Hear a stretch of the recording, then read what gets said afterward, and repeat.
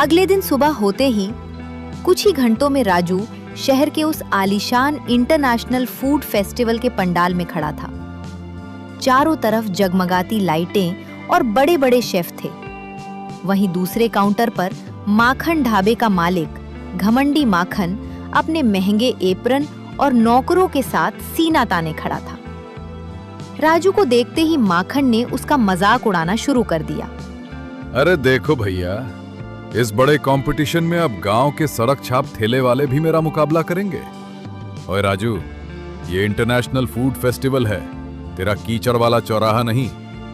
मेरे ढाबे के आगे बड़े बड़े घुटने टेकते हैं, तू ये गंदे पकौड़े लेकर कहां आ गया? अपनी बेइज्जती करानी है क्या? माखन जी, ढाबा आपका बड़ा हो सकता है, पर स्वाद पैसों से नहीं, साफ नीयत और दिल से आता है। मुकाबला बर्तनों की चमक में नहीं, कड़ाही के हुनर में होगा। बाकी फैसला तो जज साहब करेंगे। तभी कंपटीशन का सायरन बजता है। माखन ने अपने आधुनिक अवन और महंगे मसालों से चिकन डिश तैयार की। वहीं दूसरी तरफ राजू ने अपने कांपते हाथों को संभाला और अपनी मां की सिखाई देसी रेसिपी से कड़ाही में चिकन पकौड़े तलने शुरू किए। जैसे ही खौलते तेल में मसालेदार पकौड़े छने, पूरे पंडाल में ऐसी सोंधी खुशबू फैली कि माखन के महंगे पकवानों की खुशबू हवा हो गई। हेड जज और दोनों परदेसी बाबू राजू के काउंटर पर आते हैं और पकौड़े का पहला क्रिस्पी बाइट मुंह में रखते हैं।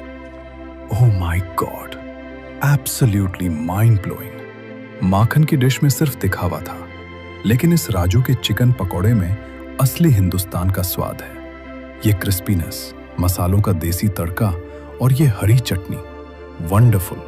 माखन का बड़ा ढाबा भी इस स्वाद के आगे फेल है।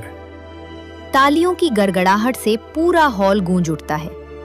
माखन का चेहरा शर्म से लाल हो जाता है और उसका घमंड चूर चूर हो जाता है।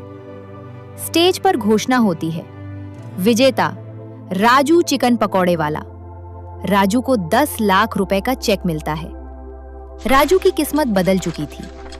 कुछ महीने बीत गए, बारिश का मौसम खत्म हो चुका था। गांव के चौराहे पर अब राजू का एक बड़ा और आलीशान रेस्टोरेंट खुल चुका था। एक दिन राजू अपनी दुकान पर बैठा ग्राहकों को संभाल रहा था, तभी दरवाजे पर फटे पुराने कपड़ों में भूख से बेहाल एक आदमी आकर खड़ा हो गया। राजू ने ध्यान से देखा, वो कोई और नहीं बल्कि वही विलेन विक्रम था। राजू भाई, मुझे माफ कर दो। मैंने तुम्हारी दुकान बंद कराने के लिए झूठी उल्टी का नाटक किया था। भगवान ने मुझे मेरे कर्मों की सजा दे दी। उस आफत की बारिश और तूफान में मेरा सब कुछ तबाह हो गया।